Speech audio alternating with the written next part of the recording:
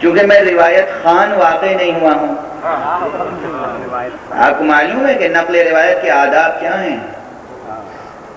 خود سرکار نے، خود حضور نے فرمایا ہے کہ ہماری روایت کو نقل کرنے والے تو بہت ہیں، سمجھنے والے کم ہیں. اور داد دی ہے انہیں، دعائیں دی ہیں انہیں جو سمجھ کر نقل کریں.